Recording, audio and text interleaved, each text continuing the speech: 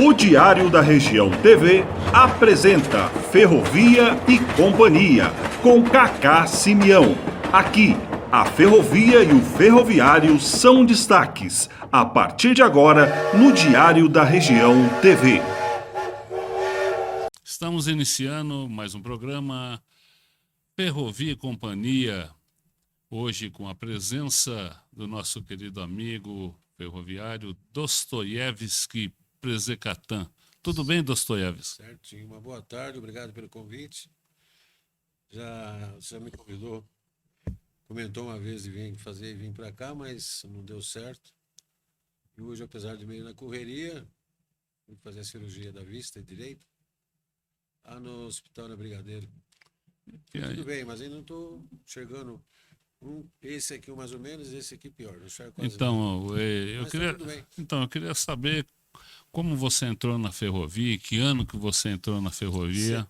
Final de 78 para 79. Você veio de onde? A gente entrou junto. Não. Eu vim do Extinto Banco Auxiliar de São Paulo. Você entrou em que função na ferrovia? Na ferrovia eu entrei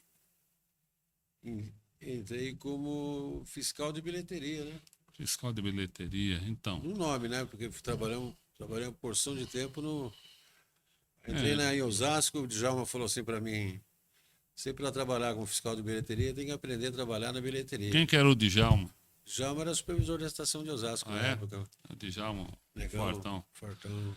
É isso aí. É sempre um prazer tê-lo aqui, né? A gente começou nossa caminhada junto, você estudou e depois você foi deslocado para o ramal de Pinheiros, que hoje era a linha 9, né? E você trabalhou em que estações lá? Qual que era a sua função nas estações lá? Quem inaugurou a estação de Pinheiros foi eu, Salles, Vantuil Ribeiro, Armando Pisani, e o supervisor era o Walter Alonso. Walter Dias Alfonso, lá de Presidente Prudente. Presidente Prudente, né? E daí, como é que foi o seu trabalho lá? A estadia foi boa. Você fazia o que lá? Entrei na época do staff. Você trabalhou no staff? Poucos trabalharam aí no trecho com staff, né? Exato. Você trabalhou muito tempo no staff? No ramal ali, acho que trabalhei quase 4 anos, viu, senhor? Em todas as estações, né? A gente ia onde faltava alguém, a gente... O staff, para quem não sabe, era um aparelho que tinha uns bastões que comandava a circulação de trens, né? Era um tipo de segurança, né? Você trocava de um staff para outra estação, tinha um staff par, o staff ímpar, né? Justamente. Quando chegava um trem na estação, entregava o staff e assinava que ele tinha chegado. Aí você comunicava a estação que liberava o trem e lá, quando você colocava o staff na máquina, no aparelho... Bastão, né? Bastão de staff. Chama de staff, na realidade é um bastão de ferro. É um bastão de ferro que muita gente não conhece o que é. Então é um bastão de ferro que a gente colocava na máquina de staff. É um sistema eletromagnético, Aí você Você pede corrente magnética para a estação posterior, para onde vai o trem. Ele libera, entendeu? Dá o sinal que pode liberar. Quando ele dá o sinal lá, na estação para onde vai o destino do trem, aí você consegue tirar seu bastão. Aí você entrega para o maquinista. E ele já tinha entregue para a gente antes o que ele trouxe, a gente coloca na máquina. Se não colocar aquele na máquina, o trem não pode receber o outro para ser liberado de retorno. Mas tinha muita falcatrua, né? Tinha pessoas que tinham preguiça, né? Então o cara já deixava o bastão de staff, né? Você dava um toque que o trem ia, o cara só dava 2 toques, você já sabia que o cara estava fazendo permuta de staff. O serviço correto era fazer certinho, mas ali é um trecho que sempre deu tudo certo, nunca teve problema nenhum. Tinha um pessoal bom que trabalhava no trecho, nas estações tinha um pessoal bom. Pinheiros mesmo, o pessoal era muito bom. Naquela época, o único acidente, teve um acidente, mas não foi por culpa de ninguém. Foi por culpa de falha de... Você lembra do inspetor? O inspetor que tinha lá? Como é que era o nome? Nelsinho Carlos Dias. O irmão dele foi atravessar, em vez de parar na estação, na Ponta de Pinheiros, lá no sentido do Jurubatuba. Não sei o que aconteceu lá. Ele levou rede aérea, poste, Isso com aí, carga ainda, descarrilhou tudo, saiu, fez uma bagunça. teve esse episódio, teve outro episódio com o Sapezal, que era o maquinista, né? Ali no ramal de Pinheiros, na época, corria as composições com 6 carros. E ele parou na estação, tal, em vez de fazer a reversão, ele deu uma olhada na porta, fechou o computador de porta e partiu. Derrubou 6 carros do 5000 lá na ponta da plataforma de Pinheiros, né? Então a gente teve muitos episódios, né? E na época que estava inaugurando aquelas estações ali, as estações ficaram meio assim abandonadas e muita gente. Teve um pessoal que andou invadindo as estações ali para moradia, né? E foi um sacrifício para a FEPASA tirar aquele pessoal de dentro, principalmente em Universidade e Jaguaré, né? Eu lembro.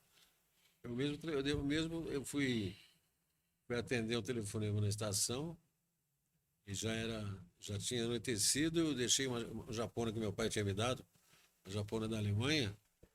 Eu corri lá antes de chegar o trem, que ia partia de Osasco, né? Fazia Osasco-Pinheiros.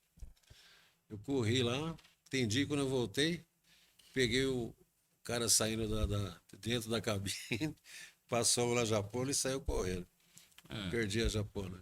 Tinha muito. Por causa era perto de uma comunidade ali, tinha um pessoal terrível ali, né? Tinha muito disso, né? Depois expandiram lá para o Largo 13, né? A estação foi expandida para o Largo 13, Jurubatuba e... Aquele trecho era bem movimentado. A gente ali, quem trabalhou em Pinheiros, eu aprendi muito ali. Aprendi porque se trabalhava em Pinheiros, se fazia de tudo, né? Final de semana você atendia a bilheteria, conseguia fazer o fechamento, o bilheteiro ajudava. Você corria para a cabina de staff, tinha que manobrar trem, receber trem embaixo do viaduto Eusébio Matoso. Enxergava, às vezes, trem com uma triplex com 40, 60 vagão, 70 vagão. Quando você não tinha que manobrar, deixar uma parte ali para seguir para o SEASA, para a universidade, entendeu? Mas fazia tudo. Você trabalhava de manobrador, de auxiliar de estação, de auxiliar de supervisor, trabalhava de tudo ali. Eu sei, naquela época a estação tinha fogão e tinha muita permuta de escala, tinha pessoas que ficavam 15 dias direto na estação, né? Tinha até cama lá para o pessoal dormir. O cara morava na estação, trabalhava dioturnamente para trocar escala. Depois ele ficava 10 dias, 15 dias em casa também, não é mesmo? O exemplo é Pinheiros. O Salles era de Avaré, o Vantuiu de Itapetininga, lá, como é que você falou o nome dele agora? O que era supervisor, morava ali em Presidente Prudente.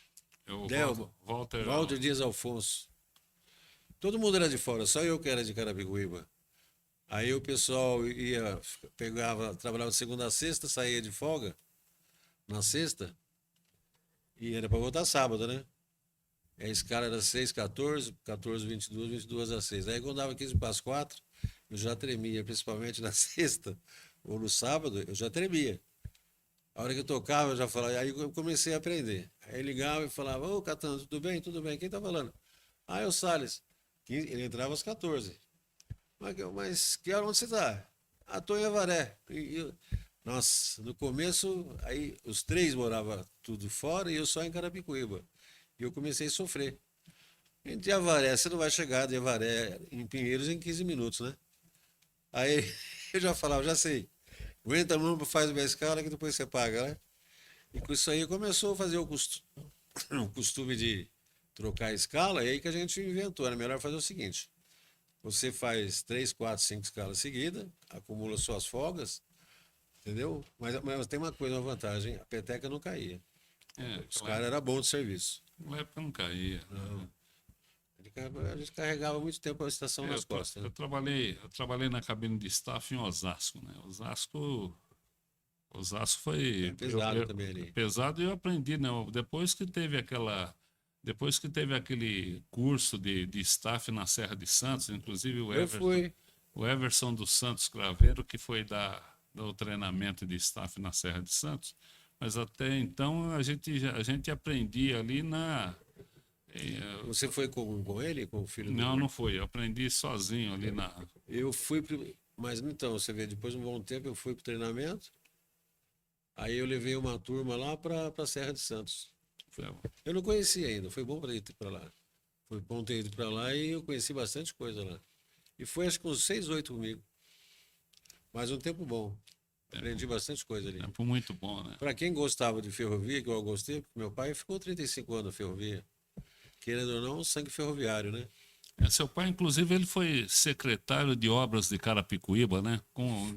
Na época do prefeito Faustino. Do Faustino, na época do Faustino, seu pai foi Foi secretário de obras. Ele era um russo, tinha 2 metros. Eu conheci ele, ele tinha uns 2 metros de altura. Meio quadrado, Meio quadradão. Mas gente fina também, gostava. É seu Luiz, né? É. Ele era muito amigo também do Luiz Carlos. Luiz Carlos, né? O seu pai também, ele era amigo do Vreje Sanazar, né? Foi amigo do Vreje aqui do jornal. Foi bastante tempo. Meu pai fazia muita matéria para jornal, e inclusive para a Folha de São Paulo.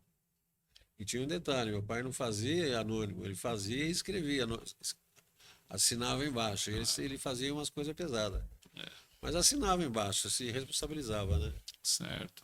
O Vreje gostava das matérias dele. Então eles se conheceram com essas escritas todas que meu pai fazia e acabaram se conhecendo e foi bastante tempo amigo do Vreje.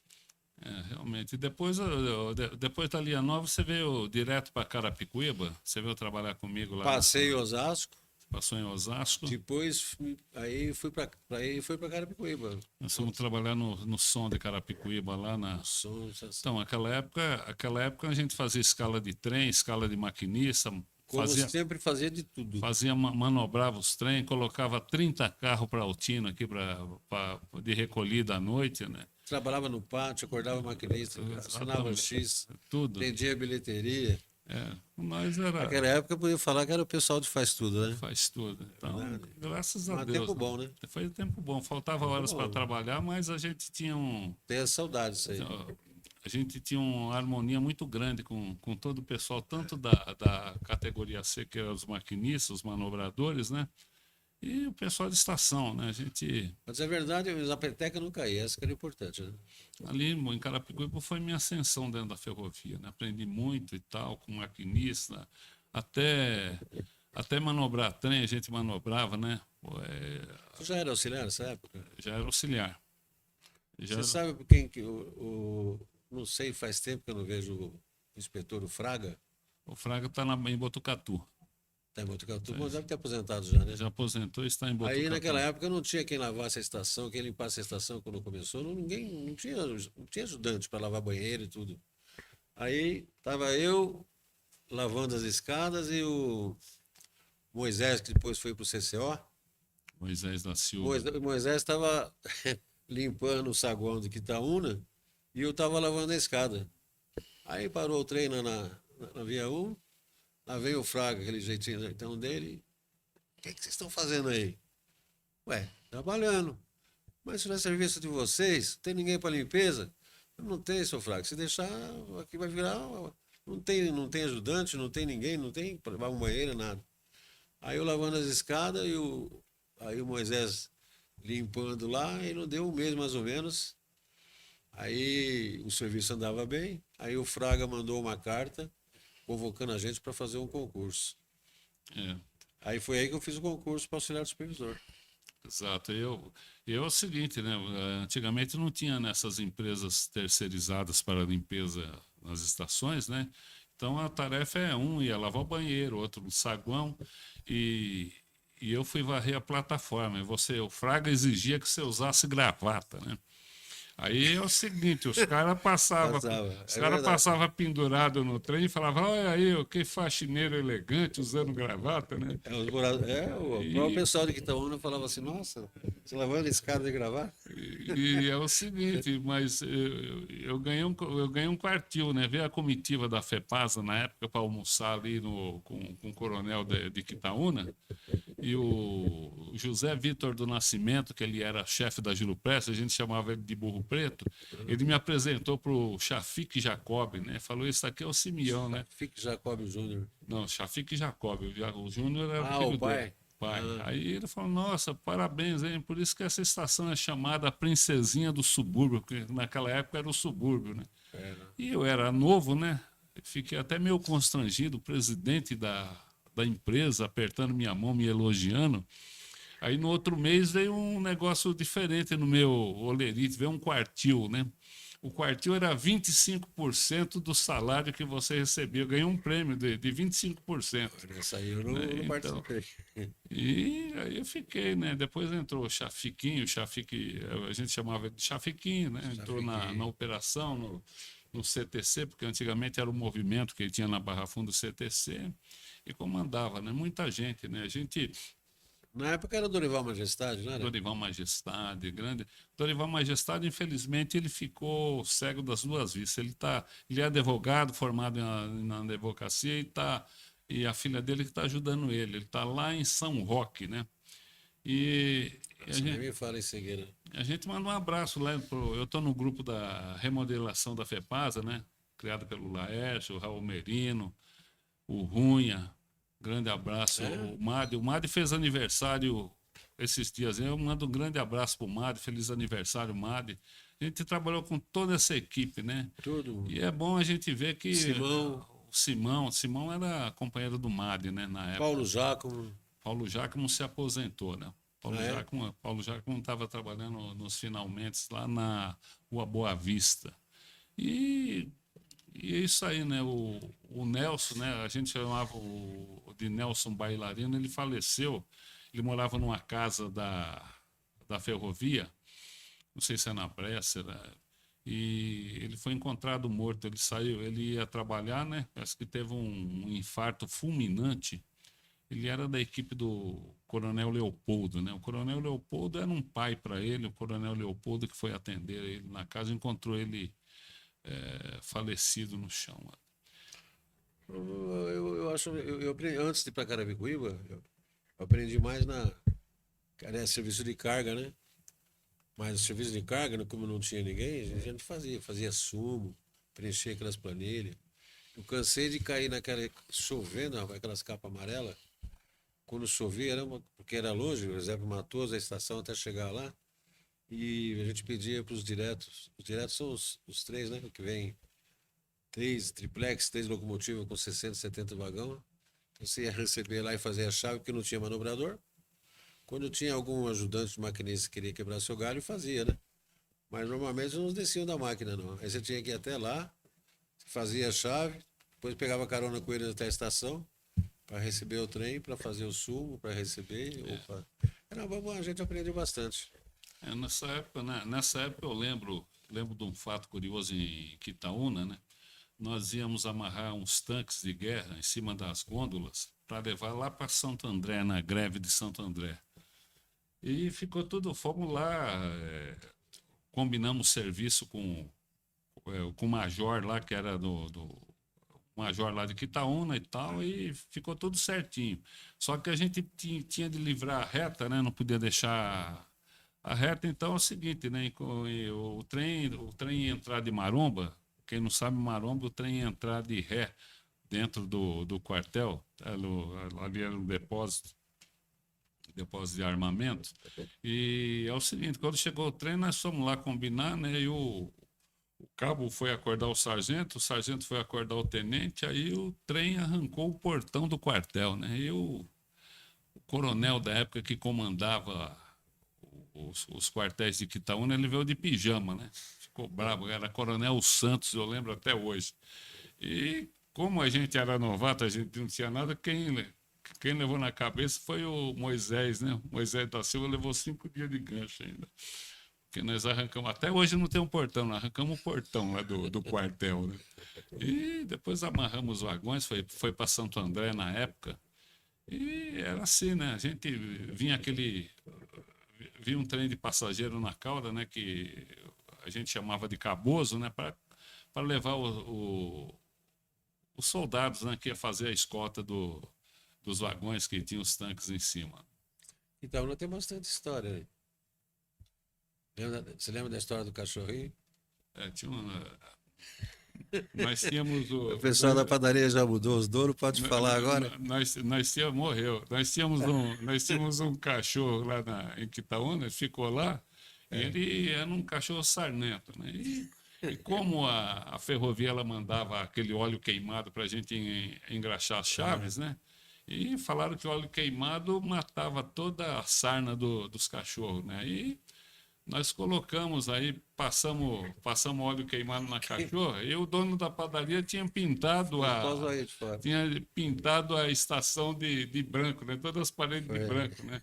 E é o seguinte, né? O cachorro foi lá com a coceira para se coçar, virou a padaria dele virou um código de barra lá, né? Ele veio reclamar com a gente. Não, como que a gente ia saber, né? Mas chamava Catiuxa, cara, lembro até hoje. Tinha muito folclore, né? Veio muita gente do interior aí para a remodelação do subúrbio na época, né?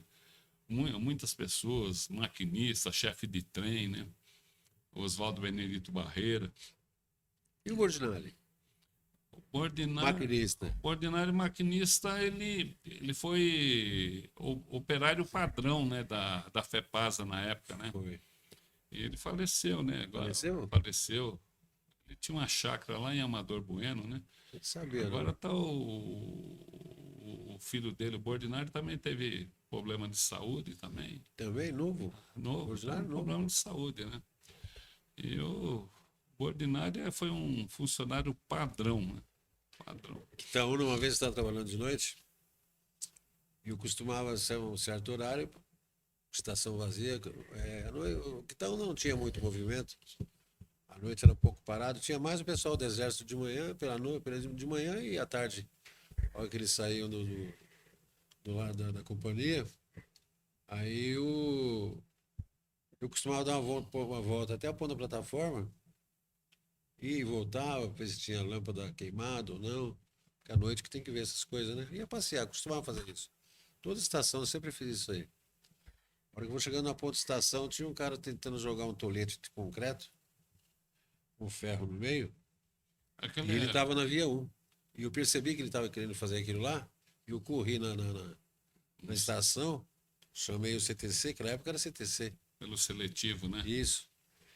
Aí eu falei que está urgente, estão tentando sabotar a via 1, sentido Comandante Sampaio, tem gente colocando um tolete de concreto. Aquele tolete era do estirante do poste, né? Mas era enorme, meu. Então, mas era pedra. Ele segurava o estirante do poste, né? Os caras estavam em 2. Aí eu corri para lá, só avisei e voltei a correr para lá, né? Para ver se você vê que cabeça. Mas fazia tudo pela ferrovia, até por instinto, né? 2 caras, sabia se estava armado, se não estava. E eu pulei aquela plataforma. Eu pular a plataforma, bons anos depois eu fiquei com problema no pé esquerdo. Mas na hora que tá com sangue quente, você nem... Eu pulei e fui e tentei para lá. E os caras correram. Aí ali tinha locação 13. E eu corri na locação e chamei, urgente, locação 13. Mas não deu tempo para segurar o trem em Comandante Sampaio, que o Bordinari vinha vindo como maquinista. Eu tentei parar e avisar o maquinista para poder parar antes de encontrar Mas não deu tempo. Aí quando o pessoal estava meio enrolado com a circulação, enrolado que eu digo é muita gente conversando, maquinista, né, do trecho. Aí a hora que eu vi que não ia para parar, eu corri pro morro. Eu corri pro morro e aí só pus a mão assim, foi um barulhão, rapaz, e o trem não evitou, né? Rasgou a frente, embaixo, fez o maior estrago no trem. Tem muitos componentes eletrônicos. Por exemplo, ali quando eles estavam construindo o Rodoanel, então passava ali por trás dos caminhões, eles passavam com terra ali na passagem de nível de Quitaúna. E é o seguinte, criava poeira, e vinha um caminhão com água e jogava água, e começou a laquear a linha, né? Os parafusos de telefone, aqueles parafusos que seguravam o dormento, eles começaram a sair. E eu dei uma olhada ali, e eu fui lá no seletivo e comuniquei ao CCO que a linha estava abrindo, porque conforme vai laqueando, a linha abre, né? A hora que eu voltei, o trem tinha rasgado a plataforma, tinha passado o estribo, bateu na plataforma que foi rasgando naquela época, né? E aí eles colocaram uma placa, né, para o cara não entrar a 70 por hora, para o cara entrar com a velocidade reduzida nas plataformas ali, principalmente de Quitaúna, porque ali foi um sufoco quando foi fazer o Rodoanel por causa daqueles caminhões de terra que iam para lá. Isso aqui Itaúna, meus. Bom, outras estações, para lembrar de tudo, já faz quantos anos isso aí? Faz tempo, isso aí foi quase em 94, você continuou. Quitaúna também, uma vez eu ia sair do serviço e indo para Comandante Sampaio, e não veio vir num trem militar, e eu estava no primeiro carro. E o trem militar, bem na curva que faz do final da estação de Quitaúna para Sampaio, não é que o trem dos militares descarrilhou? Bateu no terceiro carro? Misericórdia. Como é que pode um negócio desse? Mas ali acontecia de tudo. Então, você falou do trem militar, né? Antigamente o trem militar ele passava em Quitaúna 5 horas, né? Só militar. Então, o pessoal que estava na estação, os militares que estavam na estação àquela hora, eles embarcavam sem necessidade de pagar passagem, né? Aí embarcava e ia embora. Aí um dia aconteceu o seguinte, tinha um bocado de militar ainda dentro do quartel, o trem chegou lá e ia um comandante, ia um sargento, um tenente, comandando o trem militar, porque eles tinham de comandar o trem militar, né? E o cara queria que a gente esperasse lá, o pessoal estava em forma para o pessoal sair para embarcar, né? E a circulação, aí eu liberei o trem, o pessoal ficou muito bravo comigo, né? Mas a minha chefia me aplaudiu, porque você ia amarrar a circulação por causa de 20, 30 soldados do quartel, então tinha um trem, na época você lembrou muito bem, tinha um trem militar ainda. Quitaúna é um dos lugares que mais teve história ali. Apesar que com todas as estações sempre tem história, sempre tem alguma coisa para acontecer. Uma vez Você lembra quando a gente meteu o usuário segurando porta? Ele ficou na estação lá, tava eu e o Santos. O velho Santos já deve ter falecido pelo tempo. Aí ele ficou na estação, sozinho. Primeiro deixou o rapaz ficou lá, né? E naquela época estava bem mais novo, né? Aí o Santos saiu um pouquinho, chegou acho que uma tia dele, sei lá o que era. Prima, ele foi prima. Você já falou prima? Aí o Santos saiu da estação, deixou ele sozinho, só. A hora que a gente se cuidou, ele saiu correndo, ele sentido quilômetro 21, e eu estava novo naquela época e eu não saí correndo atrás do cara. Que isso? Saí igual um doido, velho. Corri dele até que quase perto do 21. Eu vou falar, por exemplo, tinha aquele português que era dono das lajes Neolar ali em Quitaúna, né? Então, nós saímos do serviço, encontramos eles na padaria, né? E começamos a tomar umas cervejas. Eu lembro que até hoje, que ele tinha comprado naquela época, o Del Rey era um carro top, né? Era o melhor carro que tinha. Não era tão velho, era novo, né? Não, zerado. A Ford tinha lançado o Del Rey. Eu tinha um Fusca 76, você tinha um Chevette 74. Aí o que aconteceu, né? Não sei se a cerveja estava estragada, que é o seguinte, nós fomos para a estação, foi eu, esse português que era o dono da empresa lá de Neolar, e você pegou com ele o trem, ele morava em Carapicuíba, você pegou o trem para Carapicuíba, eu peguei para Osasco, né? Aí quando eu cheguei em casa, parece que estava faltando uma coisa, né? É o seguinte, nós três deixamos o carro no estacionamento de Quitaúna e fomos embora, né? No outro dia o português falou, preciso parar de contar piada que eu já estou andando de trem, né? Foi um tempinho bom, viu? Mas era... Tem bastante história. E depois Quitaúna, depois Carapicuíba, que foi Carapicuíba a gente mexia com todos os maquinistas, com carga, né? Hoje desmancharam o AGF, né? O AGF está virando um condomínio, né? Armazéns Gerais, e o IBC, que é o Instituto Brasileiro do Café, também virou Armazéns Gerais, ali virou um condomínio de refrigeração ali. Acabou tudo aquilo? Acabou tudo aquilo. Eles terminaram, inclusive aquela ponte que passava em cima do Rio Tietê, eles cortaram e fizeram uma rodovia, não sei se vai vir de Barueri, margeando o Rio Tietê, até ali a Vila Gustavo Corrêa, né? E então, já estão terminando, né? Fizeram aquele viaduto que sai lá de cima, lá Faz tempo que eu não vou para aquele lado lá. Eu mudei para Quitaúna. Você mudou para Quitaúna. E era um tempinho muito, muito bom, né? Os maquinistas, acordar maquinista, as festas nordestinas que tinha na frente da estação. Inclusive eu montei barraca naquela época lá. Você montou barraca ali, tinha umas festas muito boas em Carapicuíba, né? Ali era muito bom trabalhar. E Outro lugar que eu aprendi bastante também, na ferrovia, todo lugar. Então, por isso que o pessoal fala, ali em Carapicuíba, tinha 6 ou 7 auxiliares supervisores, sem querer menosprezar o pessoal que está lá hoje, que está, né? Tem muita molecada nova aí. Mas tinha 6 ou 7 auxiliares que trabalhavam na circulação de trem naquela época. muito bons. Só tinha esse pessoal que sabia trabalhar lá. Porque lá você tinha que anunciar a plataforma, embarque, desembarque, era partida de trem, com o rádio, conversar com o manobrador do pátio para saber se o trem estava pronto para sair já no horário, para não sair. Tinha que anunciar a plataforma, abrir X, acordar maquinista. Era Você lembra de um cara meio. Ele não batia muito bem da cabeça. E você anunciava no som, né? Plataforma 1, plataforma 2, ele ficava indicando, né? E veio um pessoal fazendo pesquisa e elogiou a estação de Carapicuíba, que além da sonorização da estação anunciar a partida dos trens, ainda tinha um funcionário que ficava indicando onde era a plataforma 1, onde era a plataforma 2. E o cara não era funcionário da ferrovia, né? é um maluco. Ele gostava de ficar Maluco que ajudava, né? certo. E a gente sabe que ali você mexia com maquinista, com escala, com carrilhamento, os trens descarrilhavam lá, nós tínhamos uma plancha, nós carrilhava o trem, nós desentortava o pino de centro, que era aquela chave de entrada para as 7 linhas que tinha no pátio de Carapicuíba, né? E ali entravam os trens, a gente soltava 8 trens de manhã cedo, que eram trens de recolhida. O depósito, no dia anterior, depois das 4 horas, começava a mandar numeração, e à noite você manobrava para eles dar uma viagem até a Júlio Prestes e recolher para o pátio de Presidente Altino para fazer a revisão.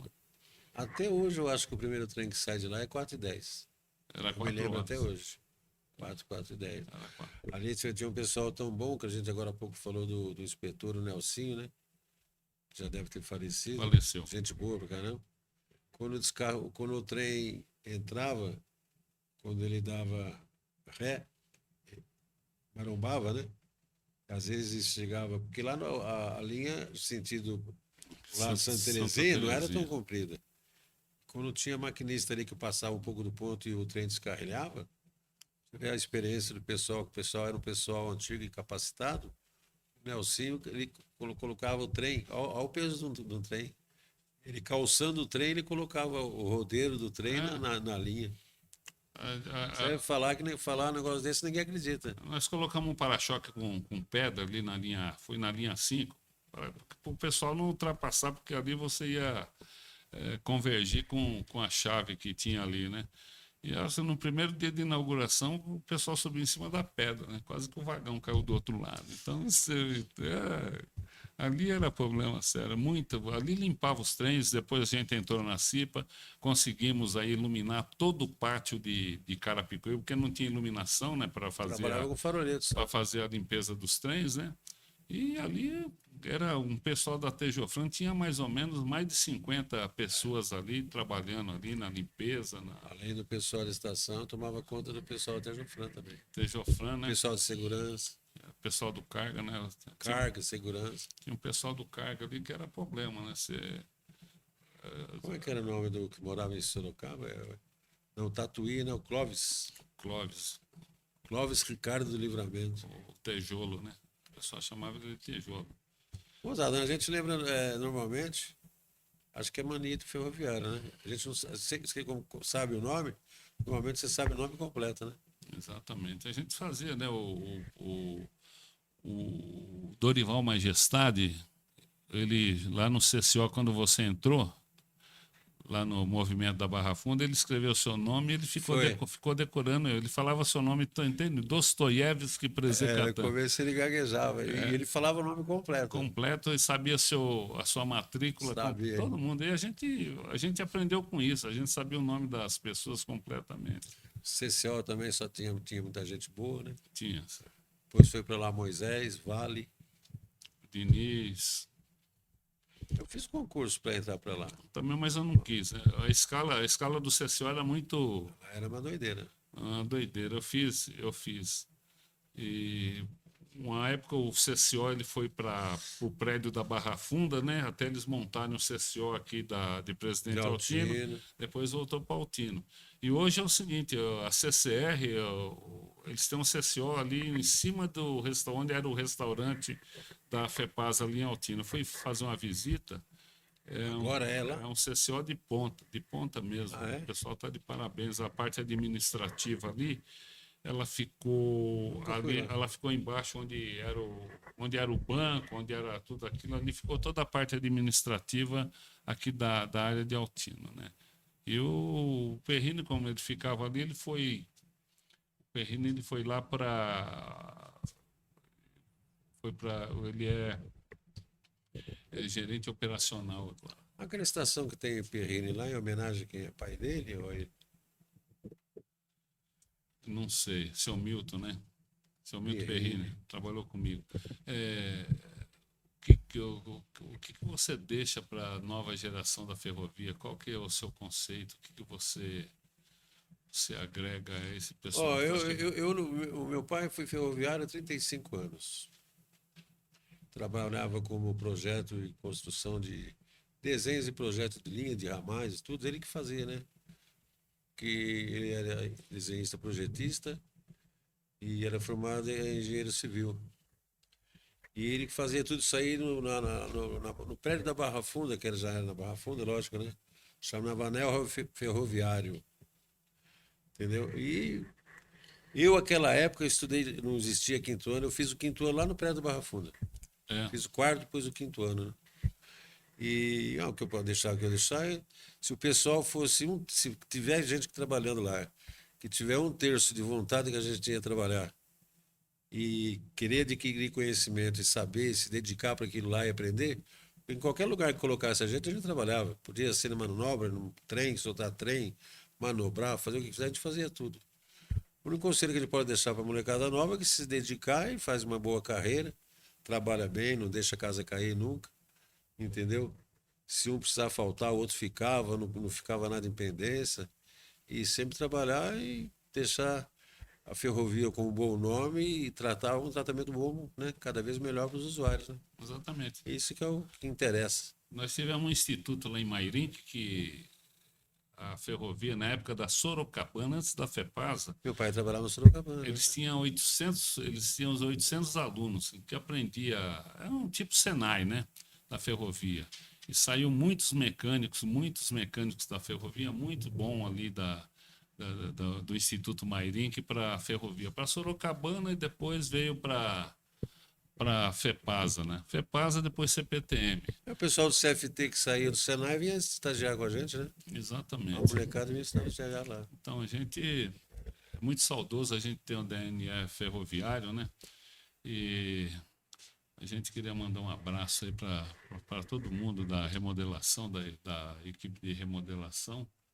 E que tá aí, eu tô no grupo, né? Não é? Tem muita gente antiga ali que a gente não tinha mais contato. E através disso, através do Edson Aparecido Cândido, a gente tá reavendo aí os O Edson, laços. faz tempo que eu não converso com o Edson. Certo, os laços ferroviários. A gente foi uma vez para Belo Horizonte, muito bom, também teve história lá. Mas se for ficar contando história, a gente fica aqui um dia inteiro, uma noite e olha lá. Eu fui para o Rio Grande do Sul, né? É? Certo. Então é o seguinte, foi muito bom conversar com você, né? Igualmente. Eu queria que você deixasse as suas considerações finais aí para o programa Ferrovia e Companhia, mandando um abraço para quem você conhece, né? A gente está mandando um abraço para todo mundo lá da... Bom, não sei, você começou aí faz pouco tempo, né? Mas, em primeiro lugar, parabéns para você por ter criado esse programa e dar uma oportunidade para quem conhece ferrovia e que gosta de ferrovia, conversar sobre ferrovia, porque o ferroviário conversa sobre ferrovia, né? Exatamente. Outras coisas, mas principalmente ferrovia. Quando junta 2, 3 ferroviários para contar a história, você passa o dia todo, você nem vê o tempo passar. Então, E eu acho que você fez o programa certo. Para quem gosta ferrovia, para quem participou, para quem foi ferroviário, isso é uma saudade, mata, né, faz os velhos corações baterem mais forte e lembrar dessas passagens todas, né? Então, essa ideia foi do Júlio Berilo, né? Júlio Berilo, nós fizemos uma entrevista. Trouxemos o Múcio, trouxemos um pessoal na rádio lá, e através dele ele teve essa ideia de criar a Ferrovia e Companhia, né? E eu só estou aqui como um coadjuvante, um principiante e um aprendiz aqui Eu acho bom, porque você fez parte de tudo isso aí, né? Fizemos parte, graças a Deus. Mas é isso aí, estamos encerrando mais o programa Ferrovia e Companhia. Direção geral Márcio Sanazar. Produção Alan Júnior. E ficamos aí até a próxima.